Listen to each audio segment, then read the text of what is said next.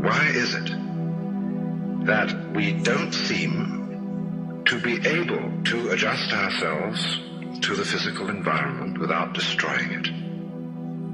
Why is it that in a way this culture represents in a unique fashion the law of diminishing returns, that our success is a failure, that we are building up, in other words, an enormous technological civilization which seems to promise the fulfillment of every wish almost at the touch of a button. And yet, as in so many fairy tales, when the wishes finally materialize, they're like fairy gold. They're not really material at all. In other words, so many of our products, our cars, our homes, our clothing, our food, it looks as if it were really the instant creation of pure thought.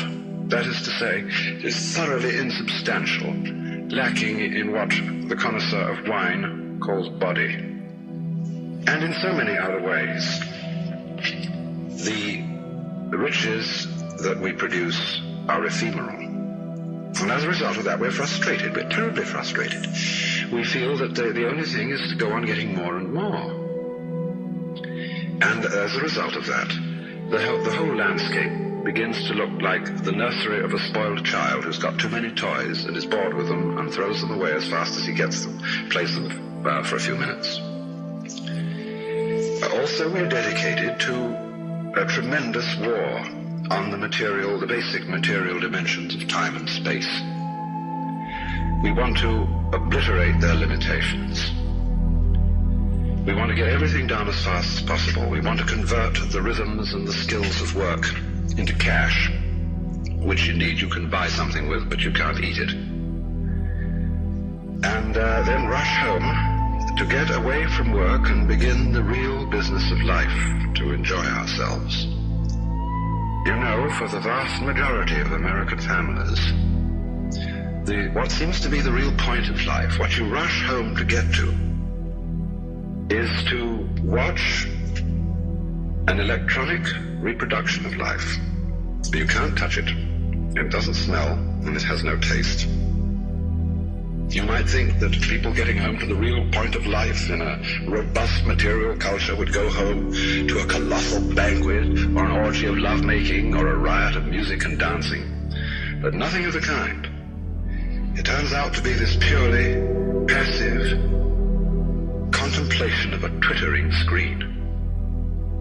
You see mile after mile of darkened houses with that little electronic screen flickering in the room. Everybody isolated, watching this thing, and thus in no real communion with each other at all. And this isolation of people into a private world of their own is really the creation of a mindless crowd. And so we don't get with each other, except for public expressions of getting rid of our hostility, like football or prize fighting. And even in the spectacles one sees on this television, it's perfectly proper to exhibit people slugging and slaying each other, but oh dear no, not people loving each other, except in a rather restrained way. One can only draw the conclusion that the assumption underlying this is that expressions of physical love are far more dangerous than expressions of physical hatred.